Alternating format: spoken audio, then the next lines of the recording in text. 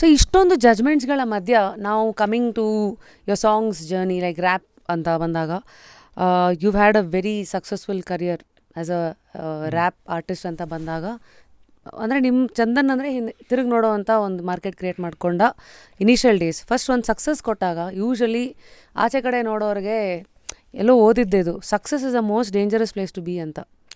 ಯಾಕೆಂದರೆ ಅಲ್ಲಿಂದ ಒಂದು ಹೆಜ್ಜೆ ಇಟ್ಟರೆ ಕೆಳಗೆ ಬೀಳೋದು ಕಾಣ್ತಾ ಇರುತ್ತೆ. ಇದನ್ನ ಈ ಹಿಂದಿನ ಕ್ವಶನ್ಗೂ ಇದಕ್ಕೂ ಒಟ್ಟಿಗೆ ಹೇಳ್ಬಿಡ್ತೀನಿ. ಇವಾಗ ಸಕ್ಸಸ್ಸು ಇವಾಗ ಬರೋಕ್ಕೆ ಮುಂಚೆ ಹೆಂಗಿದ್ದೆ, ಇವಾಗ ಸಕ್ಸಸ್ ಬಂದಾದ್ಮೇಲೆ ಹೆಂಗೆ ಜಡ್ಜ್ ಮಾಡೋದು, ಆಯಿತಾ? ಸೊ ಇವಾಗ 3 ಪೆಗ್ ಅಂತ ಒಂದು ಸಾಂಗ್ ಬರುತ್ತೆ, ಆಮೇಲೆ ಟಕಿಲಾ ಅಂತ ಒಂದು ಸಾಂಗ್ ಬರುತ್ತೆ, ಆಯಿತಾ? ಏನು ಎಲ್ಲ ಒಂದೇ ಥರ ಮಾಡ್ತಾನೆ ಅವನು ಸಾಂಗು ಅಂತ ಒಂದು ಧೋರಣೆ ಕಮೆಂಟ್ಸ್ಗಳು ಎಲ್ಲ ಬರುತ್ತೆ. ಓಕೆ, ಮೇ ಬಿ ನನ್ನಿಂದ ಬೇರೆ ಏನೋ ಎಕ್ಸ್ಪೆಕ್ಟ್ ಮಾಡ್ತಿದ್ದಾರೇನೋ ಅಂತಂದ್ಬಿಟ್ಟು ಬೇರೆ ಇನ್ನೊಂದು ಸಾಂಗ್ ಮಾಡ್ತೀನಿ, ಫೈರ್ ಅಂತ ಅದೊಂದು ಸಾಂಗ್ ಮಾಡ್ತೀನಿ. ಆವಾಗೇನಾಗುತ್ತೆ, ಇದು 3 ಪೆಗ್ ಥರ ಇಲ್ಲ, ಇದು ಟಕಿಲಾ ಥರ ಇಲ್ಲ ಅಂತ ಕಮೆಂಟ್ಸ್ಗಳು ಬರುತ್ತೆ. ಅದೇ ಥರ ಮಾಡಿದಾಗ ಅದೇ ಥರ ಇದೆ ಅಂತ ಅಂತಾರೆ, ಇಲ್ಲ ಬೇರೆ ಏನಾದರೂ ಹೊಸದಾಗಿ ಏನಾದರೂ ಮಾಡೋಣ ಅಂತ ಅಂದಾಗ ಇದು ಅದ್ರ ಥರ ಇಲ್ಲ ಅಂತ ಅಂತಾರೆ. ಸೊ ಏನಂದ್ರೂ ಇದು ಕಾಮನ್. ಸೊ ಇದಕ್ಕೆ ನಾವು ಫುಲ್ ಸ್ಟಾಪ್ ಇಡೋಕ್ಕೆ ಸಾಧ್ಯನೇ ಇಲ್ಲ. ನೀವೇನು ಮಾಡ್ತಿದ್ದೀರ ನೀವು you have to live with it. ನೀವೇನು ಮಾಡ್ತಿದ್ದೀರ ಅದು ಮಾಡ್ಕೊಂಡು ಹೋಗ್ಬೇಕು. ಈ ಸ್ಟಾಪ್ ಇಲ್ಲ, ನೆಕ್ಸ್ಟ್ ಸ್ಟಾಪಲ್ಲಿ ಏನೋ ಒಂದು ಸಿಕ್ಕುತ್ತೆ, ಅಷ್ಟೇ ವಿಷಯ. ಗಾಡಿ ರನ್ನಿಂಗ್ ಅಲ್ಲಿ ಇರಬೇಕು. ಸಡನ್ ಆಗಿ ಮಂಡ್ಯ ಬರ್ಬೋದು, ಮದ್ದೂರು ಬರ್ಬೋದು, ಮೈಸೂರೇ ಬರ್ಬೋದು, ಅಷ್ಟೇ. ಈ ಗಾಡಿ ಓಡಿಸೋ ಒಂದು ಪ್ರಕ್ರಿಯೆ ಬಗ್ಗೆ ಮಾತಾಡೋಣ. ಅಂದರೆ ಪ್ರತಿಯೊಂದು song, all your songs are ಮತ್ಲಬ್ ಅಂದರೆ ತುಂಬ ರಿಚ್ ಆಗಿ ಕಾಣುತ್ತೆ. ಬಟ್ 4 ನಿಮಿಷದ ಹಾಡಿಗೆ ನಿಮ್ಮ ಹಿಂದೆ ಒಂದು 4 ತಿಂಗಳು ಪ್ರಯತ್ನ ಇರ್ಬೋದು, 4 ವರ್ಷನೇ ಆಗಿರ್ಬೋದು. ಒಂದು ಸಾಂಗಿಗೆ ನಿಮ್ಮ ಬಡ್ಜೆಟ್ಸ್ಗಳು ಹೆಂಗೆ, ಕಾಸ್ಟ್ಯೂಮ್ಸ್ ಹೆಂಗೆ ಚೂಸ್ ಮಾಡ್ತೀರಾ, ಅದೆಲ್ಲದಕ್ಕೂ ನೀವೇ ಓಡಾಡ್ತೀರಾ. ಯಾಕೆಂದರೆ ಸೆಟ್ಟಿಗೆ ಬಂದ ತಕ್ಷಣ ತುಂಬ ಚೆನ್ನಾಗಿ ಕೇಳಿದ್ರಿ, ಇದೆಲ್ಲಿ ತೊಗೊಂಡ್ರಿ, ಎಲ್ಲಿದು ಅಂತ. ಅಂದರೆ ಇದೆಲ್ಲ ನಾನು ಏನೇನು ನೋಡ್ತೀನಿ ಅಂದರೆ ಒಂದು ವ್ಯಕ್ತಿಯ ಅಬ್ಸರ್ವೇಷನ್ ಸ್ಕಿಲ್ಸು, ಅದರಿಂದ ಅವ್ರು ಏನು ಮಾಡ್ತಾರೆ ನಾನು ಈ ಥರನೂ ನೋಡ್ತೀನಿ. ಸೊ ನೀವು ಹೇಗೆ? ನೀವೇ ಸಖತ್ ಅಬ್ಸರ್ವ್ ಮಾಡ್ತೀನಿ. ಆ್ಯಂಡ್ ಸಾಂಗ್ ವಿಚಾರಕ್ಕೆ ಬಂದಾಗ ಸಾಂಗಲ್ಲಿ ಖರ್ಚು ಮಾಡಿನೇ ಇವಾಗ ನನಗೆ ಯಾವ ಪರಿಸ್ಥಿತಿಗೆ ಬಂದುಬಿಟ್ಟಿದ್ದೀನಿ ಅಂದರೆ ಇವಾಗ ಅದಕ್ಕಿಂತನೂ ಜಾಸ್ತಿ ಖರ್ಚು ಮಾಡಬೇಕು. ಇವಾಗ ಲಾಸ್ಟ್ ಸಾಂಗಿಗೆ ಪಾರ್ಟಿ ಫ್ರೀಕಿಗೆ 40 lakhs ಅಷ್ಟು ಖರ್ಚು ಬಂದಿತ್ತು. ಅದು ಶೇರ್ಟನ್ ಹೋಟೆಲಲ್ಲಿ ಮಾಡಿದ್ದು ವಿತ್ 150 ಡ್ಯಾನ್ಸರ್ಸ್. ಅದು ಫುಲ್ ಎಲ್ಲ female dancers, I mean models, dancers ಎಲ್ಲರೂ ಇದ್ದರು. ಆಮೇಲೆ ಶೇರ್ಟನಲ್ಲಿ 2 ದಿವಸ ಶೂಟಿಂಗ್ ಮಾಡಿದ್ವಿ. ಸೊ ಅದು ಬಂದುಬಿಟ್ಟು ನಿಶ್ವಿಕಾ ನಾಯ್ಡು ಅವರು ಸಾಂಗಲ್ಲಿದ್ದರು, ನಿವಿ ಕೂಡ ಇದ್ಲು ಸಾಂಗಲ್ಲಿ. ಸೊ ಆ ಸಾಂಗು ಸಖತ್ ರಿಚಾಗಿ ಮಾಡಾಯಿತು. ಸೊ ಅದಾದಮೇಲೆ ನೆಕ್ಸ್ಟ್ ಏನಾಗುತ್ತೆ ಅಂತಂದರೆ ಅದಕ್ಕಿಂತ ಕಮ್ಮಿ ಇನ್ನೇನು ಮಾಡೋಕ್ಕಾಗಲ್ಲ.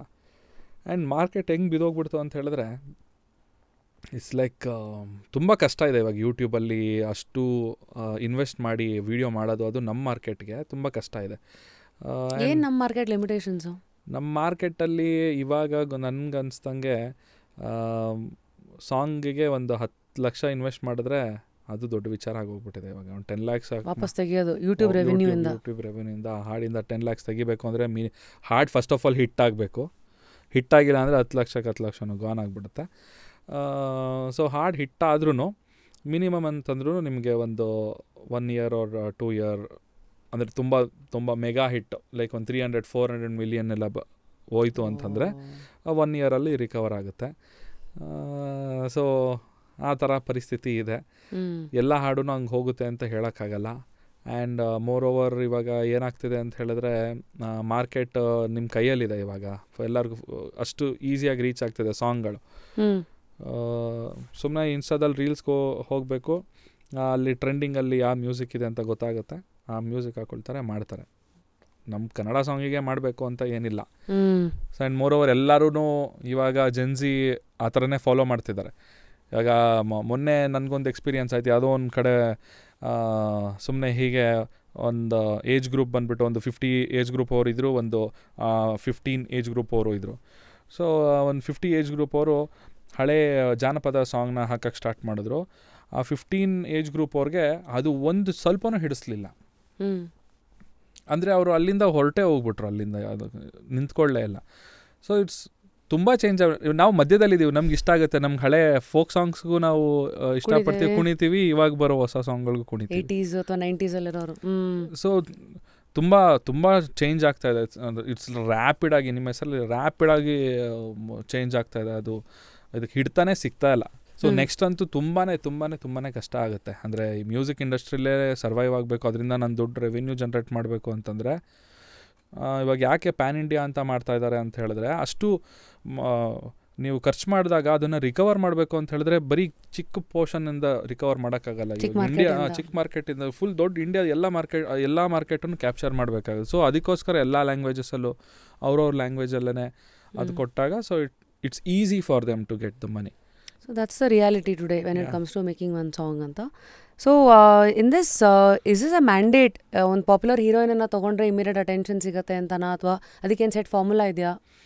ಯಾ ಟ್ರೂ, ಅದು 100% ಇದ್ದೇ ಇದೆ. ಅಂದರೆ ಒಬ್ಬರು ಫೇಮಸ್ ಆರ್ಟಿಸ್ಟ್ ನಮ್ಮ ಸಾಂಗಲ್ಲಿ ಫೀಚರ್ ಆಗ್ತಿದ್ದಾರೆ ಅಂತ ಅಂದಾಗ, ಸೊ ಅದಕ್ಕೆ ಮೋರ್ ವ್ಯಾಲ್ಯೂ ಆ್ಯಡ್ ಆಗುತ್ತೆ. ಸೊ ಅದೊಂದು ರೀಸನ್ಗೋಸ್ಕರ ಇಮಿಡಿಯೇಟ್ ಜನ ತಿರುಗಿ ನೋಡ್ತಾರೆ. 100% ನೋಡ್ತಾರೆ. ಆ್ಯಂಡ್ ಮೋರೋ ನನ್ನ ಪಾರ್ಟಿ ಸಾಂಗ್ ಬರ್ತಿದೆ ಅಂದರೆ ಈ ಸಾಂಗಲ್ಲಿ ಯಾವ ಹೀರೋಯಿನ್ ಇದ್ದಾರೆ ಅನ್ನೋದು ಒಂದು ಎಕ್ಸ್ಪೆಕ್ಟೇಷನ್ಸು ಕೂಡ ಇದೆ. ಅಂದರೆ ನನ್ನ ಸಾಂಗ್ನ ಕೇಳೋರಿಗೆ, ನನ್ನ ಆಡಿಯನ್ಸ್ಗಳಿಗೆ.